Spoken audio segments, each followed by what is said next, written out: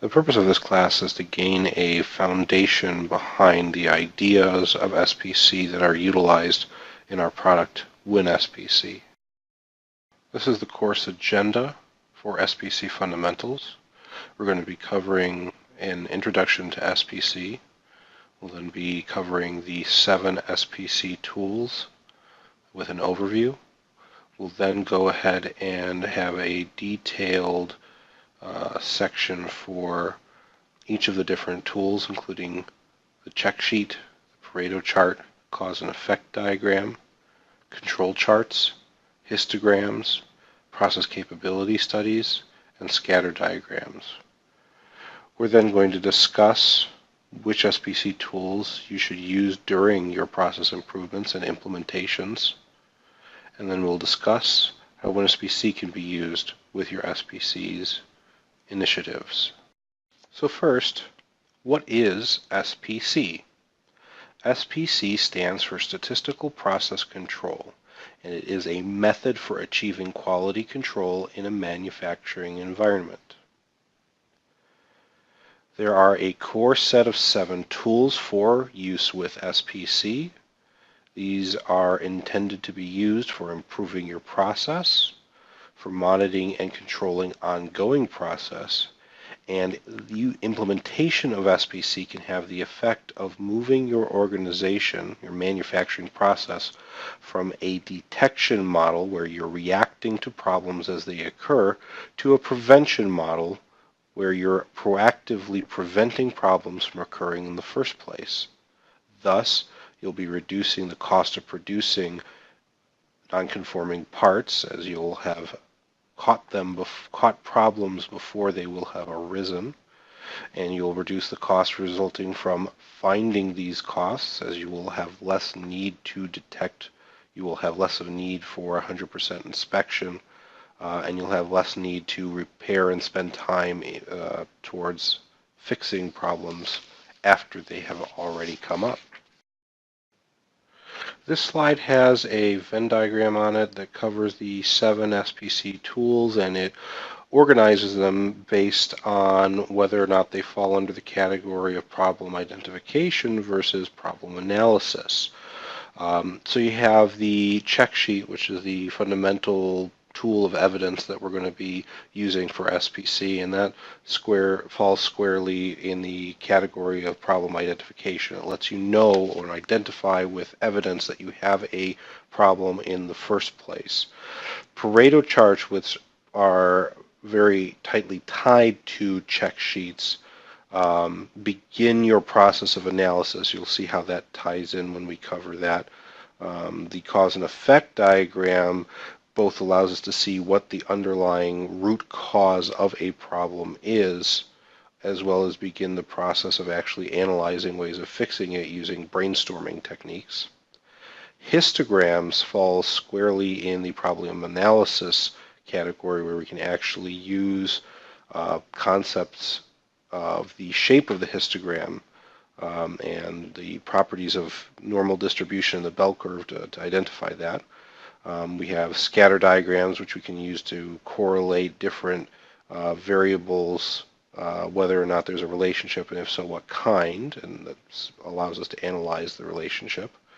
We have process capability analysis, which gives us a grade on how that information, how our process has either improved or degraded now versus previously, and how it actually is right now, how our process is actually behaving. And then we have also control charts, where we are able to, in real time, view what the state of our process currently is.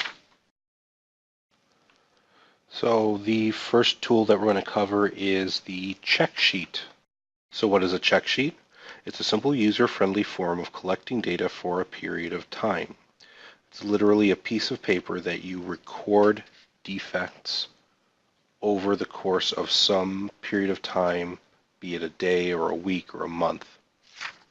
So in this particular slide, we have an example where you have a pencil manufacturer who's been collecting defect data for the past week or for a given week. You can see that this pencil manufacturer had a number of different defect types that were available or that were occurring. You had on 213, there was lots of broken leads. You had bent pencils, an eraser pencil assembly that held the eraser to the pencil was loose. You could see that it got even worse for some of these defect types on the 14th. Things seemed to clear up a little bit on the 15th. It was really bad on the 16th where there was defects all over the place, and then it sort of calmed down again on the 17th. So you see that there are defects across the entire week, and now you actually have evidence that something is actually wrong rather than just seeing a defective unit and not tracking it and not putting a time stamp on it of some kind. So what are some of the advantages of using a check sheet? Well, it's very simple to use and it's easy to construct. Anybody can really understand a check sheet, assuming they have any idea about your manufacturing process. And it's very useful for data collection for an improvement project. It is evidence for an initiative to begin quality. I have a problem. I have defects. Let's start going and putting some effort into actually improving our process so that these defects no longer occur. What's something that's really important about check sheets, you have to make sure that you have a separate check sheet for each project.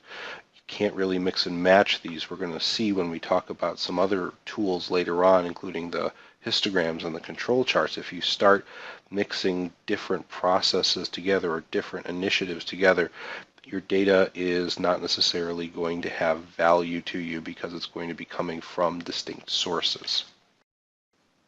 The next SPC tool that we're going to discuss is the Pareto chart, which is highly tied to the data recorded via check sheets. But first we're going to go ahead and do a little bit of history about the Pareto chart. Vilfred Pareto was an Italian economist in the 1800s. He studied wealth distribution, among other things, in Italy. He found that 80% of the wealth in Italy was concentrated with just 20% of the population. This observation was echoed by Joseph Duran in the 1940s, and he applied this idea to quality. He determined that 80% of the problems, the quality issues that were occurring, the source was from only 20% of the causes. This idea is known as the 80-20 rule and has also been dubbed the Pareto rule, as in honor of Vilfred Pareto, who came up with this first observation. Other applications where the Pareto rule comes into play, 80% of most product cost is due to 20% of the raw material. In many companies, 80% of sales is due to 20% of customers. Once you have this knowledge that in normal situations, 80% of your results is from 20% of your causes, the wise man would go and make sure to find out what that 20% of the causes are to get the best results for your effort. So now that we know what the basis of the 80-20 rule or the Pareto principle is, what is a Pareto chart?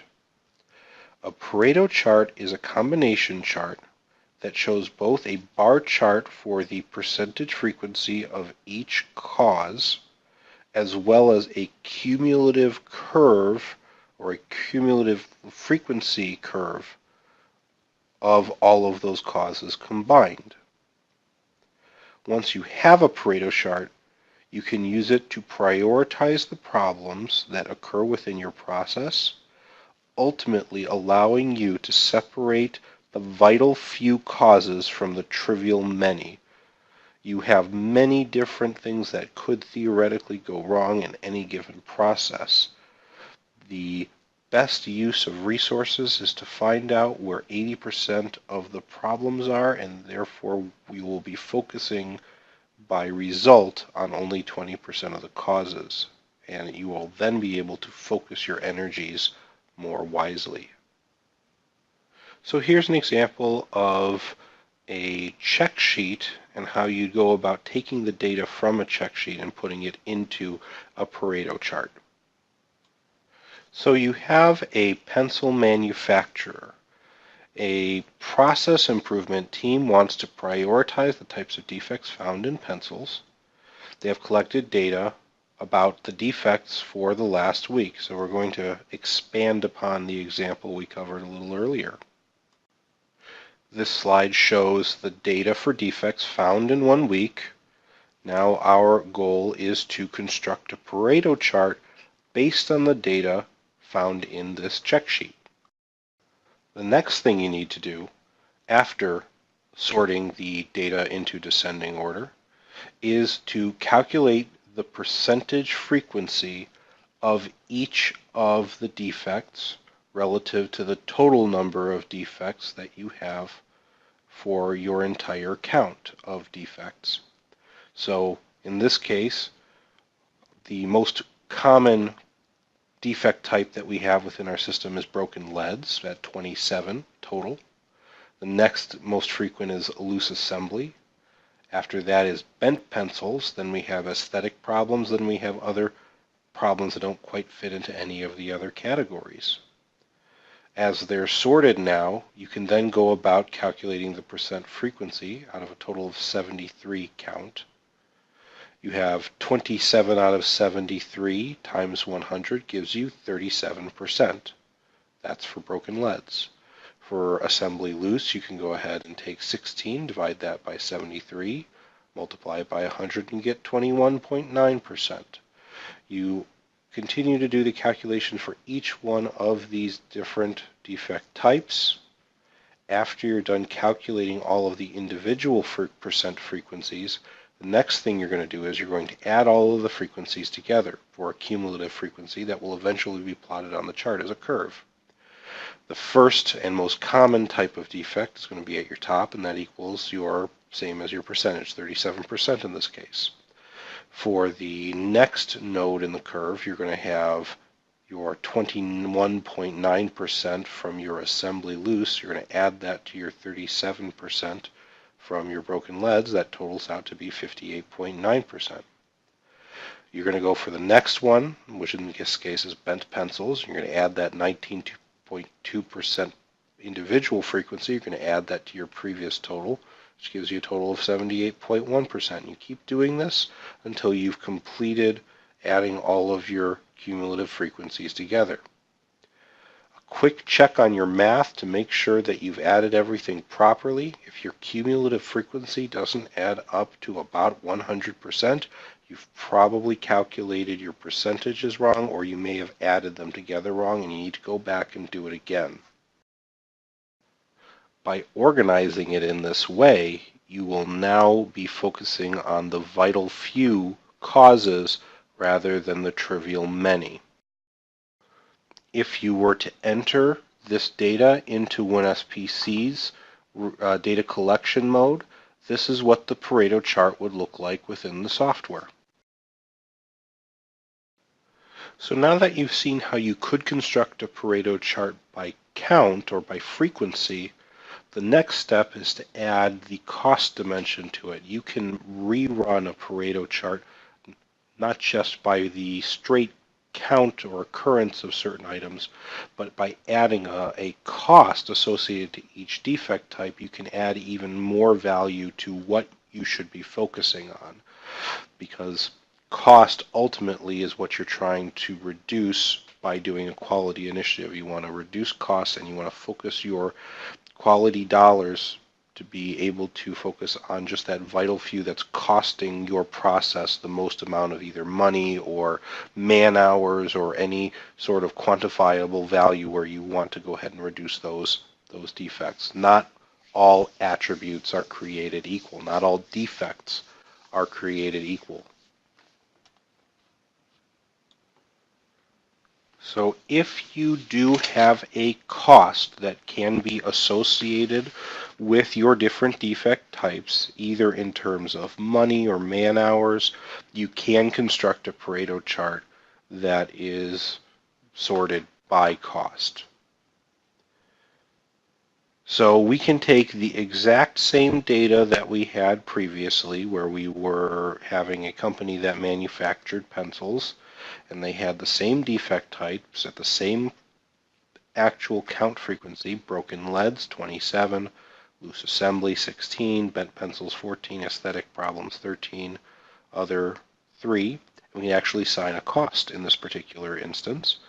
Broken leads are worth 60 cents per defect, assembly loose 50 cents per defect, bent pencils 80 cents per defect, aesthetic problems 20%, or excuse me, 20 cents per defect, and other problems are given a sort of generic 20 cents per defect. So when you're doing a Pareto by cost, you have to shift your order a little bit.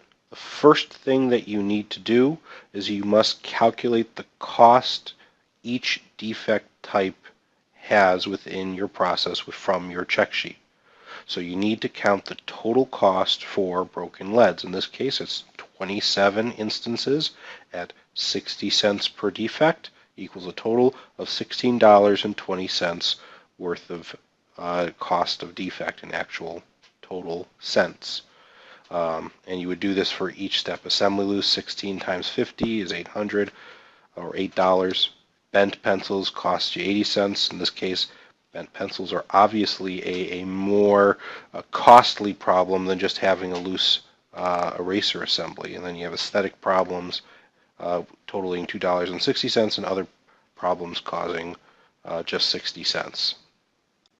So now that you have the actual costs of each one of these different defect types, you need to again sort the defects in descending order, but instead of doing it by count, now you're just going to use the dollar value. So the most expensive defect, the one that's costing us the most money, is the broken leads. Then next is the bent pencils, then the assembly loose, then the aesthetic problems, and then everything else. Just like we did with the count, we need to calculate a total cost of all defects combined. In this case, it equals $38.60. Then, just like we did with the Pareto by count, we calculate a percentage frequency for each individual defect type, and this is going to be against the total cost. So it's $16.20 divided by $38.60 equals a 42% frequency. Same thing with the bent pencils. $11.20 divided by 38.60 is going to give us 29%. We do this for each one of the defect types. Once you have the percentage frequency, you can go back and actually do the cumulative frequency, starting at 42, which is the first value, the one for broken leads. Then you add the 29% that comes from the bent pencils to the 42% of the broken leads. That's equals 71. Then you have the loose assemblies. It's going to give you 20.7 plus 71 from the previous summation. That gives you 91%. You just add all of them together, and you should get a value that's really, really close to 100% total when you're done adding up all of your values. Now, it may be off by a few fractions of a percent due to rounding errors from your calculators. Don't worry about that. It just should be in the ballpark of around 100%. So now that you have sorted your percent frequency of your individual values in descending order, and you've calculated a cumulative frequency, you can plot your bar chart for your percent frequency of the individual defect types, then plot your curve for your cumulative frequency superimposed over the bar chart, draw a line from 80% over until it touches or until it intersects your curve for your cumulative percentage, and drop the line down to see what falls inside of the box you've just drawn. And in this case, we have the broken leads and the bent pencils as the 80% of our problems, and that is in contrast to the by count, where we actually had 3 items falling within our 80% area, and they were even in a different order. Loose assembly would have fallen in if we hadn't taken cost into consideration. Cost has actually added visibility to this Pareto chart by allowing us to focus on what is truly the most expensive defects to our process. In this case, it happens to be just 2 items rather than focusing without a Pareto chart where you may be all over the place trying to put your energies into solving all 5 problems that you have recorded on your check sheet. WinSPC does support the use of costs or weights associated with your different defect types, and this is what your chart would look like with the same information inside of data collection within WinSPC. Furthermore, WinSPC can actually give you visibility at the same time, allowing you to compare a Pareto chart by cost with a Pareto chart by count. So you can actually do a comparison of, okay, certain things may be costing me more, but I'm still getting a lot of aesthetic problems. Even though I have assigned a low cost to it, maybe I still want to focus on it. But at least I can now justify focusing on just a vital few set of problems because due to the Pareto rule or Pareto principle and the 80-20 rule, that should be caused by 20% of my causes. On this slide, you can see what I would refer to as a more realistic Pareto chart, something that you might see in a more realistic complex manufacturing environment. You have lots of different defect types, and it really becomes a lot more important to be able to prioritize which of these defects you should put your resources against. The examples we were using earlier was great for demonstration purposes, but this really illustrates where I have so many problems in this particular example for a Pareto chart for defects in TVs that I'd go crazy if I tried to find just a couple of things that I need to put my money on. But in this case, I can focus my quality dollars using evidence from my check sheet to say, look, the Pareto chart, the 80-20 principle allows me to say that, yep, these are the problems that are costing me the most. These are the problems that are either most frequent, and I can go ahead and thereby get the best results from my quality initiative. Once you have that, you will find that you're going to run another Pareto chart after you've done your quality initiative, and hopefully, if your initiative was successful, your items that fell into your Pareto 80% area initially may no longer be in that position. Maybe they'll fall to the edge of the list. Maybe you'll completely get rid of those defect types altogether. However, when you run that next Pareto chart, you have to run the 80-20% rule again, and you'll have a new set of items that are going to fall within your 80-20 area. If you consider using these Pareto charts as part of a continuous improvement initiative, where you're constantly trying to better your process and your product, then the way you look at these Pareto charts is as sort of a living document. You run a before, you run an after, you have a new set of items that are in your 80-20 area. Now you go and solve the new items. The next time you run your quality initiative, hopefully nothing new has cropped up, but if it did, you can take care of that. And if not, you can go ahead and start focusing on the next set of 80-20. And through this process and through this mentality, you will eventually be able to get into a situation where you are proactively preventing problems and customer complaints rather than reacting to fires that come up because the quality of your product isn't as high as it could be. So what are some of the advantages of using the Pareto chart? Well, it helps you prioritize with evidence what items you should be putting your energy towards fixing or towards addressing. And you rely on the Pareto principle to guide you in this initiative. And it enables you to focus on the vital few, because people are really good at focusing on just a few things and making decisions amongst a few different items.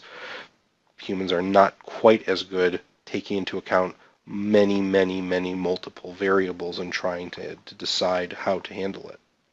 Now, the disadvantages of a Pareto chart, and this sort of was mentioned in the previous slide, this is just a snapshot of your process at a given time. You want to take a Pareto chart before quality initiative, decide where you want to put your energies towards improvement, And then you have to take another Pareto chart afterwards to see if there were any results and do a comparison. And then if you didn't get the expected results, you have to do it again. If you did get the expected results, then you maybe want to start focusing on a different issue. But ultimately, you have to keep running these Pareto charts as they will reflect different things over time. You keep taking a snapshot of your process. So this is not intended to be a tool for ongoing processes. This is not a real-time tool that you can use. So here's some useful tips regarding Pareto charts. You definitely want to compare Pareto charts based on counts and costs for prioritization. While certainly the by cost is the most tempting way to approach an improvement process, and definitely that makes a lot of sense in most instances, there's other things you may want to consider. Let's go back to the example of the pencil. Sure, maybe you can still ship your pencils if there's some scratches on the paint, and you can't ship anything at all if the eraser assembly is loose. But at the same time, do you really want to ship products to your customers and they all have scratches on them? It may not cost you in that you can still sell it, but you're going to get a lot of customer complaints, and customers may be dissatisfied and maybe try to get another pencil manufacturer who produces less scratches. So you really have to weigh the costs and benefits of the by strict cost versus by count, depending on how your product is used and how you expect that this is going to affect your product as a whole. To monitor progress, you want to do a Pareto analysis before and after process improvements, and that's just so that you have evidence to say, yep, either this whatever initiative I took to improve something worked, or it didn't work, or something else came up in the meantime that's even more pressing than what I had been focusing up until this point. So you definitely want to have this a Pareto chart before and after any given quality initiative. So here's an example of a Pareto chart. So in this example, a process improvement team wants to prioritize the type of defects found in radios. They have collected the defect data for the past month. Data for the type of defects found in a radio are listed in the check sheet below. In this case, just like we did in the example that we did together, we have amplifier problems, assembly loose, speaker output, scratches on the cover, loose knobs, packaging issues. You have a count for each one of these. You have a cost for each one of these. Your job is to construct two Pareto charts. One Pareto chart should be for the count, and an additional Pareto chart should be for the cost of defects.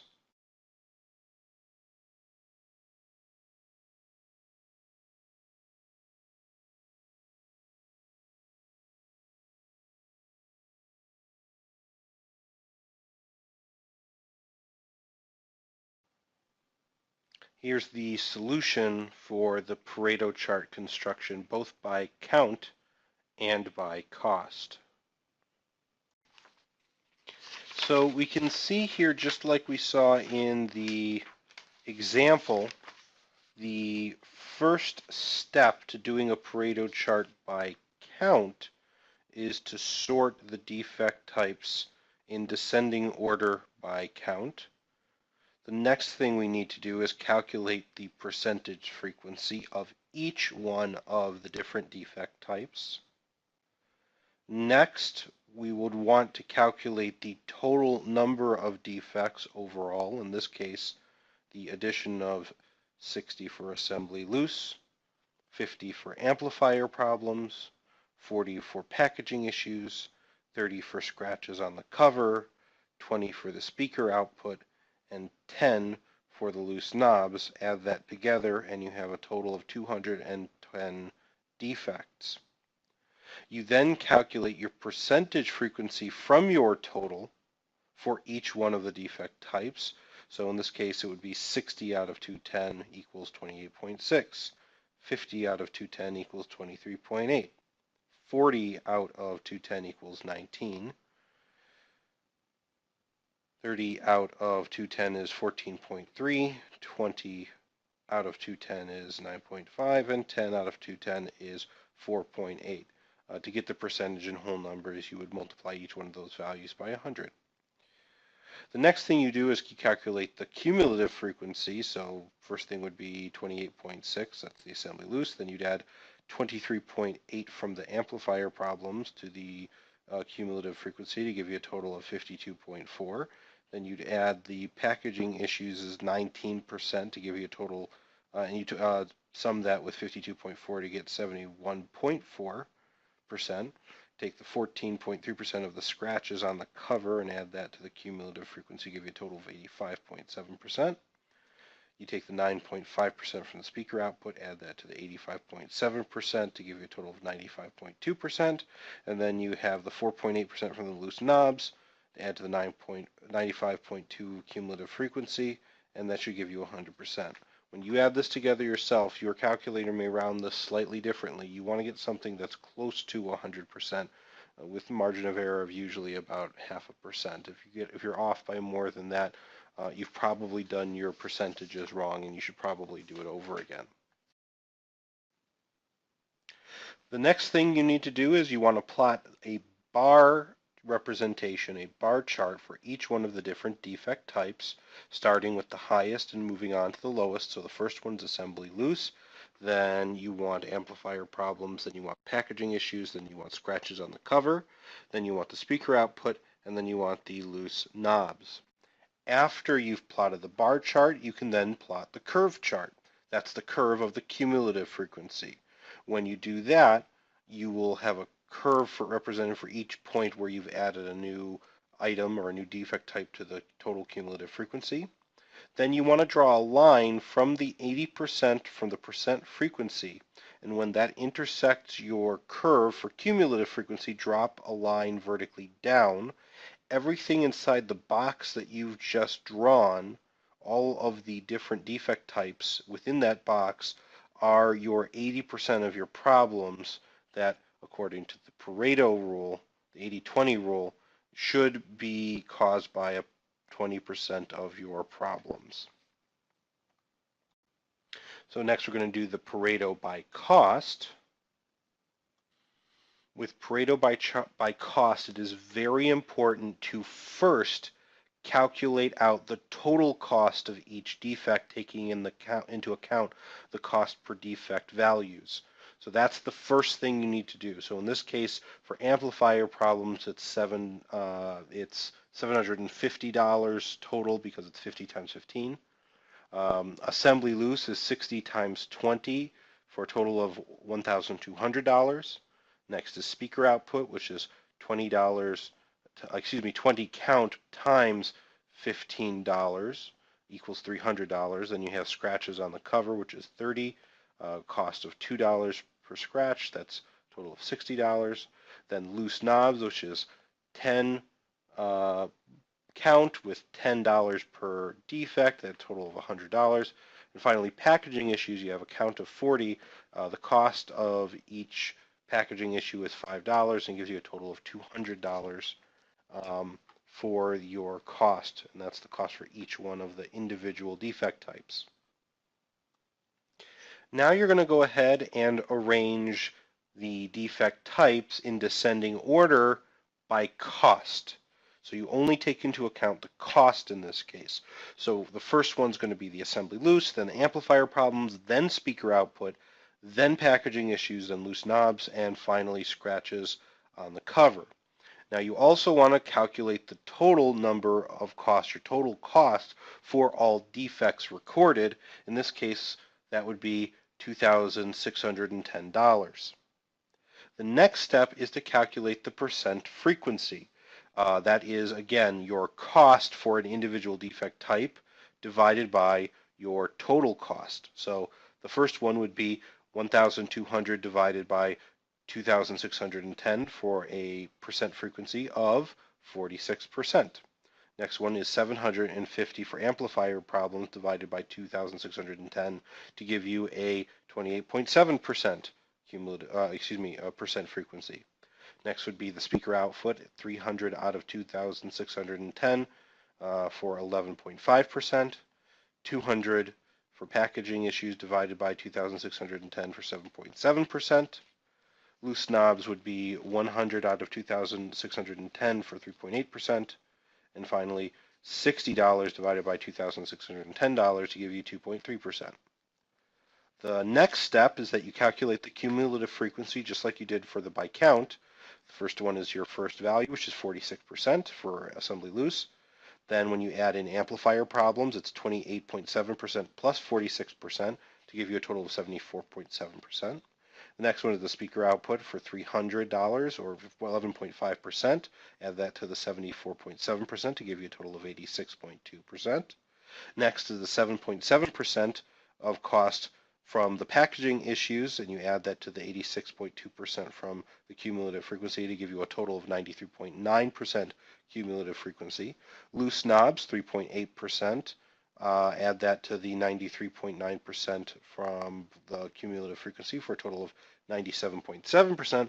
And finally, you have the scratches on the cover of 2.3%, and that gives you, add that to the 97.7% from before, which gives you a grand total of 100% cumulative frequency. You should always get about 100% for cumulative frequency, no matter if you do this by count or by cost. The next thing you're going to do is you're going to go ahead and plot the bar chart for the percentage frequency of cost for each one of the different defect types. In this case, assembly loose, then amplifier problems, then speaker output, then packaging issues, then loose knobs, finally scratches on the cover. Then you're going to go ahead and plot your curve for cumulative frequency for each one of the different points, for each one of the different additions that you've done for each defect type. You start out with the assembly loose, which is at 48%, then the amplifier problems, which is around 74.7%, so on and so forth. You then go ahead and draw where that 80%, you're going to take 80% frequency and you're going to draw the line across the chart until it intersects with the cumulative frequency curve. And then you want to drop a vertical line down when that intersection occurs. Everything inside of that box is your 80% of your cost caused by 20% of your causes. So in this case, it's assembly loose and amplifier problems, as opposed to in the by count where you had 3 items, assembly loose, amplifier problems, and packaging issues. So if you take into account the cost factor, then your focus becomes a lot more narrow. You're more concerned now with the loose assembly and the amplifier problems, as that is what is costing you the most. So that pretty much concludes the discussion on Pareto charts. Next, we're going to be covering the cause and effect diagram.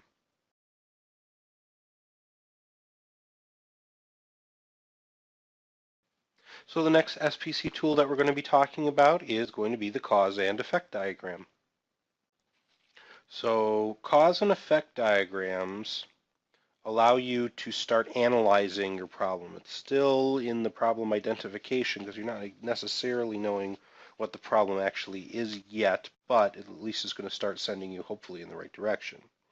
Cause and effect diagram primarily uses brainstorming techniques to identify possible causes for a problem, also known as an Ishikawa diagram or a fishbone diagram. The way these cause and effect diagrams are structured is that you have the effect, the result of the problem, placed on the right side, and the bone and the branches of the bone, but the bone and the causes on the left.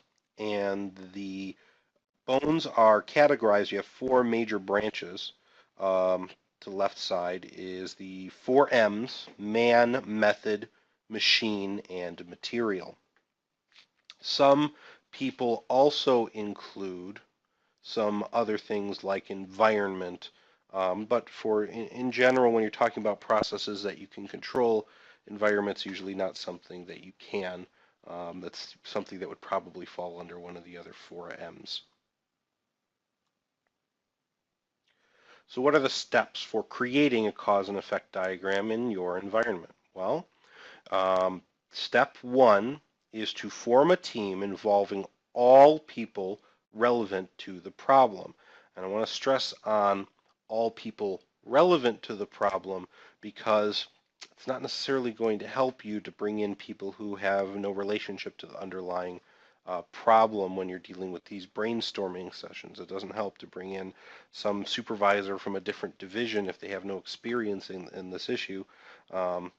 Yet at the same time, you may actually want to bring in your janitorial staff if they're cleaning up afterwards, and you need to figure out maybe they can see something from your process that maybe your operators or your engineers didn't see. So make sure to get everyone that's necessary that has relevance to whatever problems that you're addressing. Step 2 is to brainstorm and list down all possible causes for a problem. And again, I'm going to stress on all here. Even if the possible causes are absurd, they're beyond reason, they're so unrealistic that you'd never actually be a cause that could potentially occur. Because this is just sort of a brainstorming session, write it down.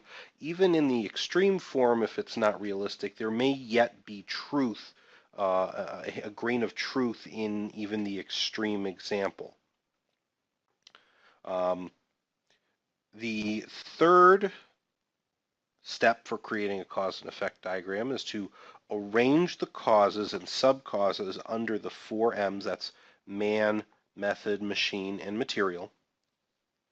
You're going to find as you go through this that there's going to be some potential for either redundancy or potential to list one particular cause in 2 different categories, man or method, or man or machine, or material machine, and it could be sort of dubious. Do the best that you can to try to organize it. You will probably start seeing that there's going to be a pattern as far as where you need to focus on once you start putting down some of these causes. After you've categorized the different subcauses, go ahead and have the team members rank the different causes and as to their likelihood of being the actual cause for the result or for the problem. Finally, the top 3 causes should be listed on the fishbone diagram. So in this particular example, the problem that we have, or the result, is variation in paint thickness, and that's to the right. That's the head of the fish in the fishbone diagram. To the left, we have our 4 M's: method, man, material, and machine. And we have some potential causes that have already been listed for us. In this case, for method, we have unclear instructions, a non-defined workflow. For man, untrained operator, new supervisor. For material, you have inconsistent thickness because of the paint quality. Therefore, you get variation in paint thickness. Then you could have material is the surface is greasy or the surface is unclean. Therefore, you're going to get variation in paint thickness. The machine, the nozzle size could be wrong or not properly calibrated. The pressure is either too low or too high, and that could be a setting issue. So these are different causes that may have come up during a brainstorming session, and they go ahead and get placed onto the Ishikawa diagram.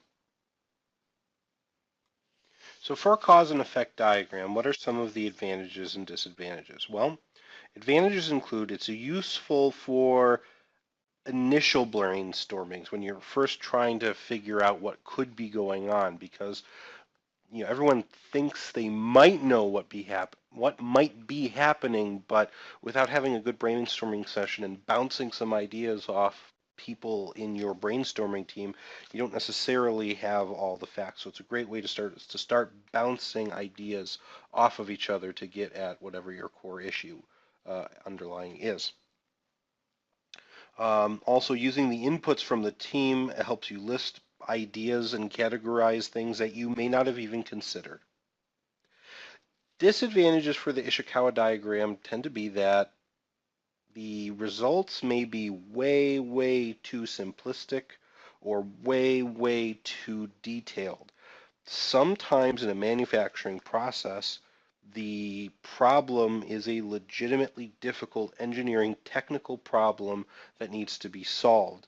On the other side, sometimes it's a almost silly solution to a problem, but it's just something that maybe people were not empowered to implement. So the truth tends to fall more often than not somewhere in the middle, where it's something that isn't as easy as flipping a switch. On the other side, it's not something as difficult as re-engineering your entire product. But that's why it's really good to have a well-rounded brainstorming group to help temper the potential responses or causes for your result.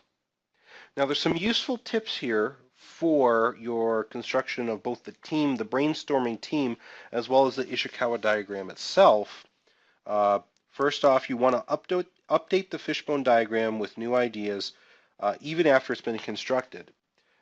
An Ishikawa diagram is a brainstorming tool. You shouldn't be using this as sort of a dead document. You do it once. These are the only possible things it could ever be, because that's just not true. There are still things you may not have considered. There may be people who weren't part of the meeting who know exactly what the cause is of your problem, or at least thinks that they know. Go ahead and if you want to have more interaction from your organization, post your Ishikawa diagram somewhere that's accessible, maybe in the lunchroom, so let people actually look at this and be able to change it over time and add new items, and look at it periodically to see if somebody's come up with some new possible ideas as to what is the cause of a given problem. During the brainstorming session, encourage active participation from all team members. Well, just because somebody is really loud does not necessarily mean they are correct. It just means that they're loud. It is your job as somebody who is going to be presumably assembling brainstorming sessions to help moderate a given situation, to both temper those who would be try to perhaps hijack a given brainstorming session, and at the same time encourage people who are more quiet to express their ideas. Quiet people tend to, not speak up in group environments. Maybe you either have to get at the ideas of the more quiet people in the room by asking them after the session itself, or just encouraging a response where they may not have volunteered one. It tends to be, just because somebody is quiet doesn't mean they don't have an idea. It just means they're not the type of person who maybe wants to speak up. So it is really important to both temper those who may be particularly vocal, but at the same time try to coax ideas out of those who may be a little bit more quiet within a meeting. Because if you added them to the meeting, hopefully they have some insight on the situation in the first place.